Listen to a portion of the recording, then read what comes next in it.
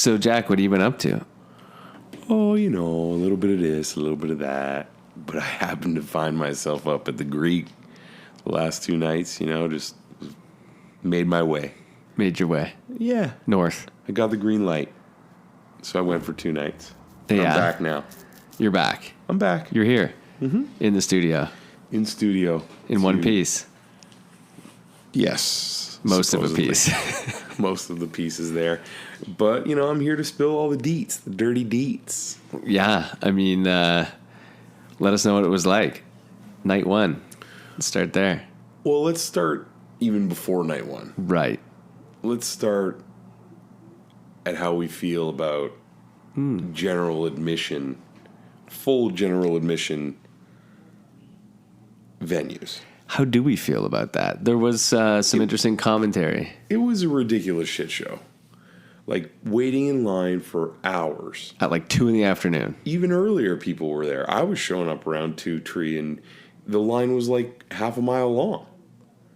And standing there, wasting your day away in the beautiful part of this world. People are coming from all over, and they got to spend their entire day waiting in line. Sure, it's like nice and social. Maybe you make a new friend who you're standing next to for like 3 or 4 hours. But like, what a waste of time. Yeah. Sure, the payoff is good, but like, people were getting in line at 2 o'clock yesterday and barely getting a seat in the bowl. I saw some people saying they got in at 1:45 and here's my spot up in this corner. It's like a lot of, it's a combination of things. Like, in a full GA venue, if you're planning on being with more than just yourself, yeah, and your buddy's not there, or your 2 buddies aren't there because they're waiting they got there at a completely unreasonable hour, like an hour and a half before doors open. You're holding space for all of them. You're holding space, and if you don't have something on the ground, a tarp, no, scarf, anything, a bag, a jacket, hoodie, a hat, a hoodie, then like somebody is going to come and stand right in that empty space of concrete. Right, so you have to also be clearing space. You have to act like a tarper even when you're not. Yeah. Because like, you want to catch a show with your buddies. Yeah, that's like part of the experience. You want to be with your buddies, but also you feel bad. Like, it's such like a stressful, garbage situation where like people are constantly vying for more space, and like, you know, like side eye, just like hate is being thrust all over this venue for people who are doing something for their friend, you know, or not doing something for their friend, or they got there half an hour later, you know, because they had to deal with their kids, or they had to finish work, or they had to, you know, it's just like a fully GA venue is a horrible idea, especially something that size. Right. That's just my opinion. Yeah. So, okay. That's my 2 cents. If you could, you know, have some assigned seating. They do assign seating. They do have numbers there. They do assign seating shows at the Greek. Yeah. You know, I mean, at the Hollywood Bowl this weekend, it's going to be full 180. Every seat is assigned except for the pit, and there's only like 1,000 people in the pit, I mean, not even. Isn't the pit assigned too? For some events it is, but I don't think for Fish it's going to be assigned. Okay, I think because when we went to Dead & Co, we had somehow spots, right? Yeah, there were chairs in the pit for Dead & Co, but that's like for the old folks. They need to sit down. Yeah. Yeah, in the Hollywood Bowl, like, there's no vying for space. You show up leisurely with your bag of goodies, your delectable treats, and you sit down, you sip your wine, and you eat your sushi, and, you know, enjoy a delightful evening under the stars. In a garden box. No, in any seat. Right. They're all assigned. No, right. But you don't have service at the rest of the seats. No, but you bring your food. Mm-hmm. That's the great thing. A lot of people, you're allowed to bring food into the Greek because, like, when are you supposed to eat dinner? Because you've been waiting since 1, 2, 3 o'clock in the afternoon just to get a spot. And then, like, the food at the venue is disgusting. Anyway. Everyone's on an empty stomach. Everyone's on an empty stomach. and alcohol. So that's just like Yeah. breeding even more Hatred. problems. Yeah. Anyway, that's just my 2 cents on like a GA venue. I think that like the demographic of this band is past that. You know, like we want to be with our friends. We're like making the effort to come to this show to see this band and travel from far and wide to like see friends that we don't necessarily see on a daily basis. And like Right. we want to be at the show with them. So like if they're an hour behind us or an hour ahead of us, then we're going to do whatever we can to try and be together. And that shouldn't be wrong, but it shouldn't be right or needed either. Yeah. Anywho. But Okay. Monday night, What happened? I didn't know this, Okay. but it was the first 4-song set that I'd ever seen. The second set. The second set. Yeah. It was the first time that I'd ever been in a show in a couple of hundred that they'd ever played a 4-song set, which was kind of shocking to me. I thought maybe I had, but then Biz Archive posted a list of all the 4-song sets, and I had been to none of those shows. And the only 2 that have been performed in 3.0, 4.0 were in the Bay Area. One at Chase in 21 and Monday night. Should we start at the beginning? Yeah, we can start at the beginning. I thought it was a great, opener, curtain width. Yes. I mean, I love a couldn't width. ask for anything more.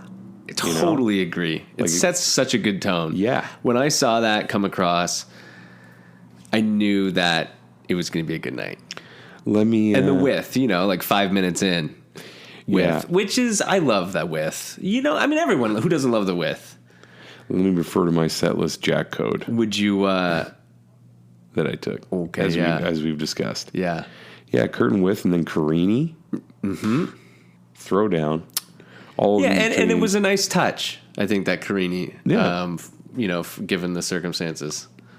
100% changed the vibe like real quick because curtain width is such like a melodic, Yeah. soaring, lovey-dovey, intricate song. Mm-hmm.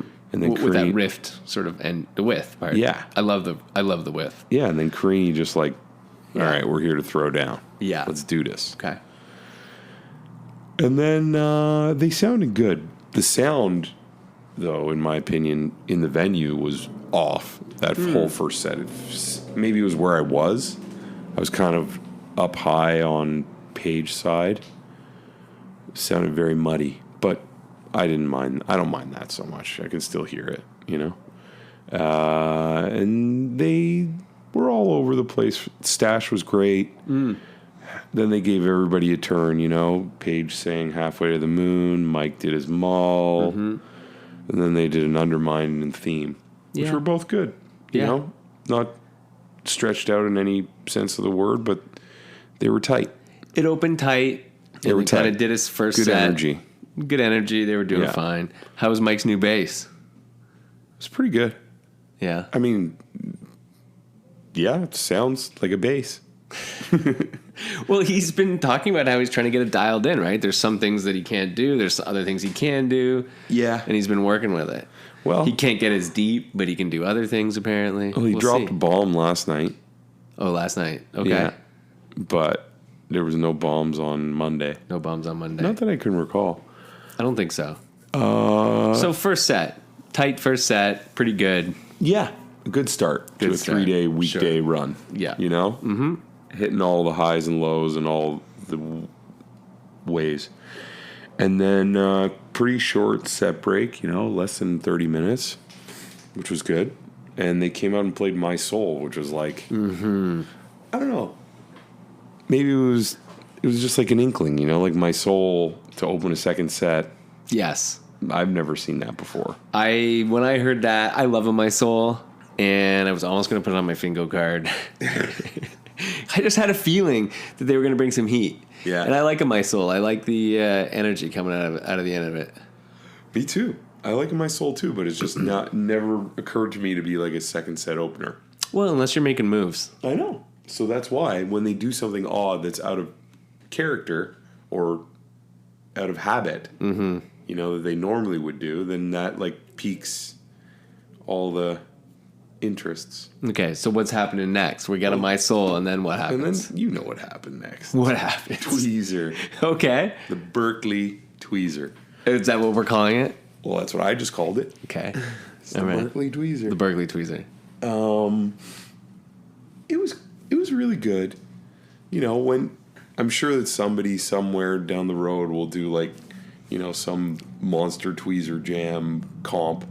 Like a breakdown. Yeah, where they like will compare it to like the Magnaball tweezer or the Tahoe tweezer Or the 19. or that other Yeah. tweezer, That one. you know, Yeah. or the MSG tweezer. That's what I meant, yeah. Yeah.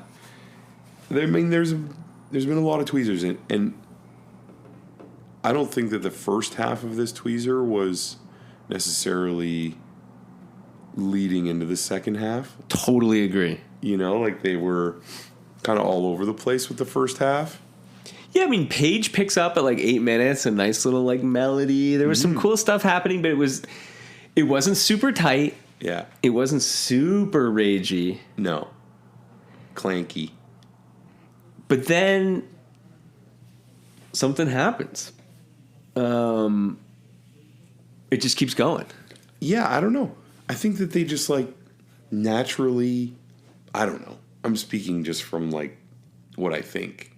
But I think that they just found a vibe, a groove, and they didn't want to necessarily leave. Like, what was the point? Everything was kind of came together. It was working. And they stretched it out, you know, another 15 minutes. And it was getting pretty out there for a bit. Like, Yeah. and then Trey starts getting in there too, and it really starts raging. Maybe closer to the 28, like 25, 28 minute mark. Like Trey's in there playing some like really soaring stuff. Yeah, they picked it up. It's picking up. And then when that was happening, and I looked at my watch and I was like, oh, wow, this is a long tweezer that they're still playing. And it reminded me, as I mentioned, of the Magnaball tweezer. And then they kind of like had this whole kind of crescendo going in the jam, and then they go into simple, and you're like, oh, okay. But then from simple, they kind of like just use that to kind of go back to the place where they were and add even more like fire to it. Well, even halfway through the Tweezer jam, when Trey... Have you re-listened, or are you just going off of your... Just going off memory. Okay. So even like kind of 3/4 of the way into the Tweezer, Trey almost ripcords it. Yeah. He ripped this, so he's doing this really sort of dissonant, soaring situation, and then almost like... Oh, and goes back into the lick. Yeah, goes back Tweezer- into the lick, like out of nowhere. Yeah. Like right when he's like, it's got this really nice peaking, kind of like looping thing going on. And then all of a sudden he starts playing this lick, and no one's ready for it. Yeah. No one's ready for it. And he's like in there making it happen, and everyone's like, oh, okay, here we go, back into it. Yeah. And it's kind of like in the moment, I mean, you were there, but it's like, oh, you know, that's too bad. It feels like a ripcord. Right, because they were just getting It's just getting somewhere interesting. Yeah. But then not like 30 seconds later, they go right back into something like different, like tangential, but it's like a far out Tweezer jam now. And it was very interesting because it was like, why did he go back into the lick? And then how did they so quickly end up like off in a slightly different direction, like rocking out another 10 minutes of this deep jam? I think that is just like the experience of them jamming together for like 40 years. Yeah. You know, and like Fishman, just by like not following Trey, I think Made it perhaps was happen. like, no, Trey, like we're going to keep going. Yeah. Come on back over here. I mean, it was know? awesome communication, you know, and I'm not faulting Trey No, for doing that or any. It's just like so interesting, and then, dude, so quickly they're right back out there, and you're like, wow, this band just locked into something crazy again. Yeah. After for a second flirting with a wrap up. Yeah. It was impressive. And then when they went into simple, it just Right. like kind of picked up where they left off. Totally. You know, like they didn't even need to go into a new song because they kind of found their way back into like the same zone. I totally agree. You know, which is what exactly how I felt about the Magna Tweezer when they went into Caspian. Right? Like they were raging this Tweezer jam, And then they like slow it down for a second, and Trey's like, let's play Caspian. Sure. But then after they got through like the formality, right, they just go right back into the space to where they were. Yeah. And keep it going. And so that's what it felt like. Because that's what it sounded like. Yeah. Simple was amazing. Simple was like almost my favorite part. Simple was great because exactly what you said. They come out of this Tweezer, deep, cheap Tweezer jam from outer space. They come into it. Now they're playing Simple. Great. Let's, Simbop and Beebaphone, right? And then boom, right back into it. Kind of where they were, different but same space, outer space. Yeah. And took it even further. And then rock and roll. Yeah. Which was just like such a nice seg. Definitely. And was like the perfect cherry on top of that, what they'd just done, like everybody just now rocking out, singing along. I love rock and roll. Yeah. Because it often happens. It's so, like, you really earn a rock and roll. Like, they drop it, like, when you've just been, like, putting in serious work and everyone's, like, really happy, then they'll just throw a rock and roll on top just to, like... And they barely ever play it anymore. It's like a cherry on top. They only play, like, once a year now. Oof. And they haven't played, like... I mean, there's a bunch of covers that they used to have in, like, heavy rotation that they don't play as often anymore because they've got like Everything's Right and Set Your Soul Free and Soul Planet instead of Cross-Eyed and Painless and Drowned and Rock and Roll. Yeah. But we digress. Yes, we digress. And yeah, rock and roll. It was great. Yeah. It was, a fun... It delivers. It delivers every time. It's a feel good. Definitely. And it's triumphant. I love when they bring it out. And then they did an encore. What was it? Miss You and Sand. Was that what it was? Yeah. Miss You and Sand? Pretty sure it was Miss You. I want to say More, but it wasn't. No. They're saving that for the Hollywood Bowl last song on Sunday. Perfect. But so that's Sand. Yeah. So the Miss You, it's fine. It was... Look, get it in there. Everyone's happy. Yeah. Okay? I was hoping Bobby was going to come out and sing it with them. Okay. But it didn't happen. No. Because Bobby does sing a good Miss You. But the clock is about 8 minutes to curfew. Yeah. And I'm looking at them wrapping it up, and I'm thinking, I don't know what happens next. Probably nothing crazy, or they cut it, right? Yeah. And then when I heard the Sand start, I was intrigued. Me too. Because it's a tight clock. I thought there would have been like a first tube or something, or a zero, like something that was like just a rager, but like quick and easy in 8 minutes. Yeah. Sand can be go anywhere from 8 to 30, right? Yeah. Like the Big Cypress Sand, which lasted 9 million minutes. Yeah. In space time. Yeah. But it was good. It was a great show. Like, that was the kind of show that I would re-listen to. I have make my way out, go out of my way to re-listen to that show. Great. And they've made it difficult, supposedly, to re-listen to this show. Well, apparently. I don't think it is almost showtime day 3. And they still haven't posted it on Livefish? I haven't checked absolutely recently, but I do not think so.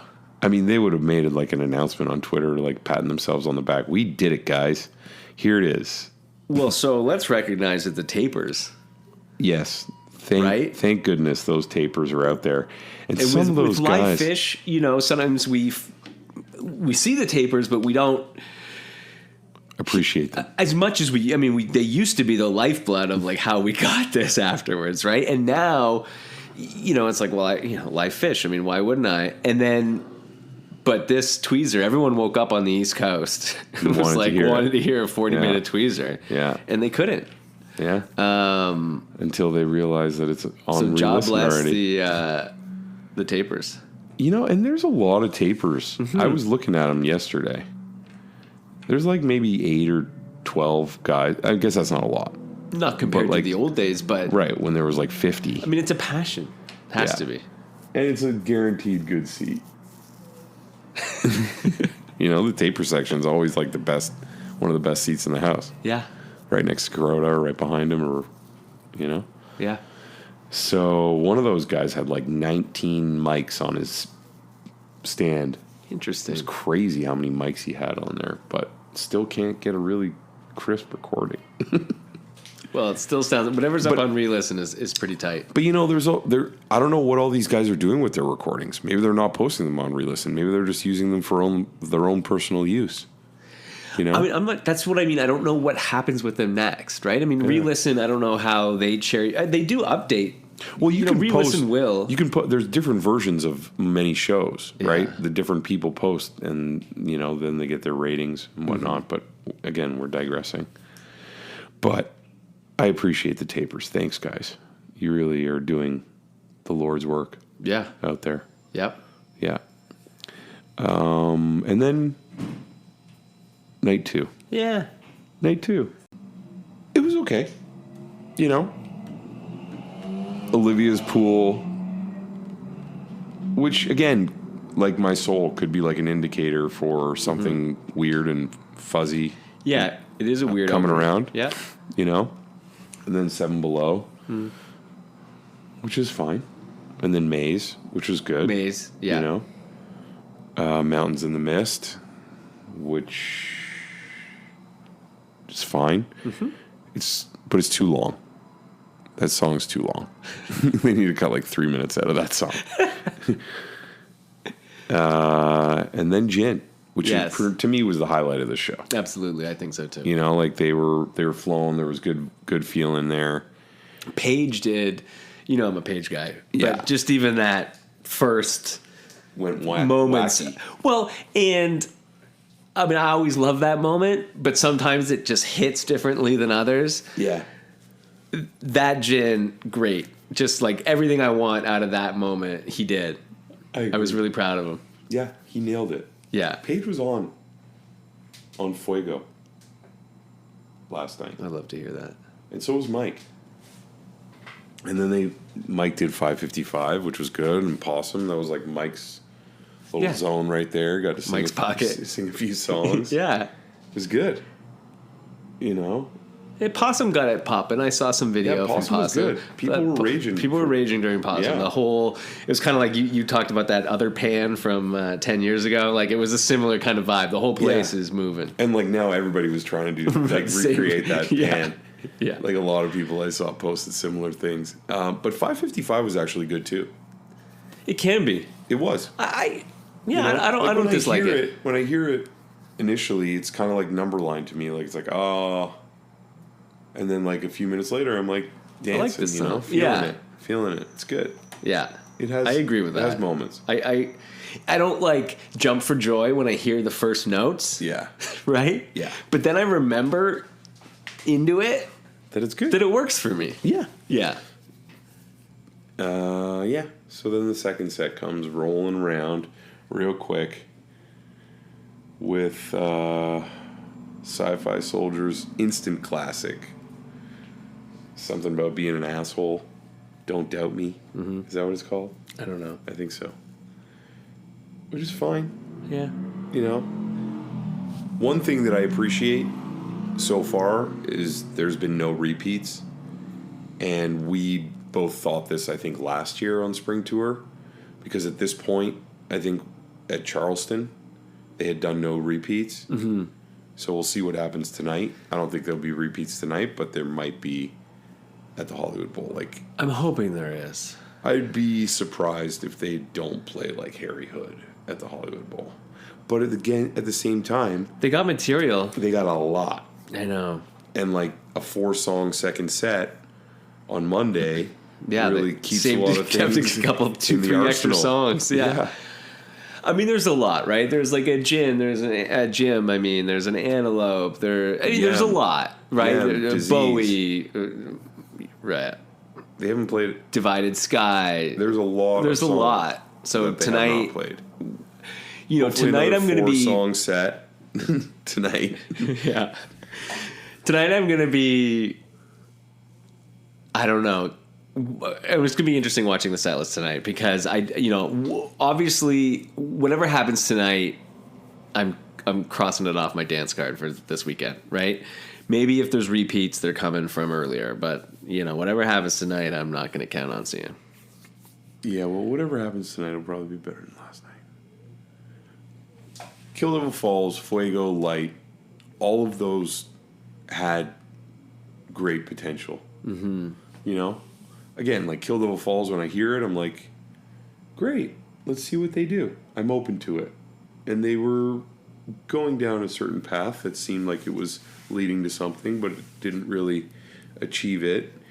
And after those first two songs, I could kind of tell, because I had a very good seat. Yeah, I was down in the pit and was watching Trey, and it just seemed like he was not vibing so well. And frustrated or distracted? There was like a little bit of both. Yeah. He kept throwing these hand signals at the sound guy on stage, and at one point, I think it was during Fuego, where he just like stopped playing, and it was just like a 3-instrument jam for an extended period of time, and he was just like standing there, like shaking his head and like looking at his board, like something wasn't working, you know. And I think, was a little bit frustrated. Fuego was good. Like they went into this really deep, spacey, you know, like jam, and I thought 1,000% that they were going to go into no quarter. You know, like Paige was over there on that no quarter key Fox or whatever that he has, and he was over there. He was playing and like looking at Trey, you know, like, should I do it? Should I do it? Should I do it? And like Trey was ignoring him. And then they went into Light, which was good too. It had like some really good potential, but again, like didn't really go fulfill its true destiny. And then Lonely Trip. And to go back to my knocks on the Greek, the bathroom situation there is horrendous. Like, literally, they have bathrooms with, like, 3 holes in them. Yeah, okay. Not enough. No. And, like, a couple porta potties at the back of the lawn. And, like, waiting in the bathroom line, who knows how long it could take. Could take 20, 40, 10, 2, you never know. Yeah. So when Lonely Trip came along, I didn't have to pee. But I felt like... good opportunity. I felt like I needed to go. Like, that's how kind of like I just needed to like regroup, but I didn't go. You didn't go? I didn't go. But like Lonely Trip is like Pavlovian. Right, it's like a fountain running in the background, or like, exactly, like my hand was in a warm cup of water. Yeah, you're just like, I kind of got it. Nah. No, I don't have to go. I'm gonna shake it off. Everybody else is going right now. I'm waiting for a good song to go. Okay. And then that just never happened. And then The Howling, which to me is one of my favorite songs that they've written in the last couple of years. Yeah. Like, it just gets automatically, like, everybody's pumped, howling. You know, the crowd is all into it, and then they go into that super funky jam. But again, like, they just, like, didn't make it happen. Didn't make it happen. And whatever. And then Farmhouse. Sure. Cluster flies. Yeah. And, like, that's 2 ballads. Like, that's a ballad sandwich right there. Yeah, it kind of deflates the energy a bit. A little bit. Like, don't get me wrong. People love Farmhouse. Everybody's holding their loved one and singing it in my ear. I like Farmhouse. You know? Yeah, I like Farmhouse too. Yeah. But I didn't need Lonely Trip and Farmhouse. I totally get it. You know, like, give her... The time and the place. Maybe they knew that the bathroom situation was so bad, so here's another chance for you guys to go to the bathroom. Like, you didn't get to go during Lonely Trip? Here's Farmhouse. Push it out. Yeah. And then Numberline, which we've touched on, you know, like... Yeah. I'm never super excited when it starts. Agreed. But I'm always super happy by... Yeah, it pops. Yeah. You're at the end, you're singing. Exactly. You're singing. You're singing. You're singing. Everybody's singing. Everybody's singing. It was quick, concise. They were looking at the clock, you know, like, fuck, we gotta fucking end this right now. We've already played, I don't know how many songs this set, but it's time. And then we got Numberlined into a 0. Yes. And one thing I did notice about this show, there's a lot of numbers in song names. You know, 555, 7 Below, It's the Numberline, It's the countdown character show. 0. No, it's not. Oh, But maybe there's like some sort of theme that they were trying to put together there that nobody really picked up on.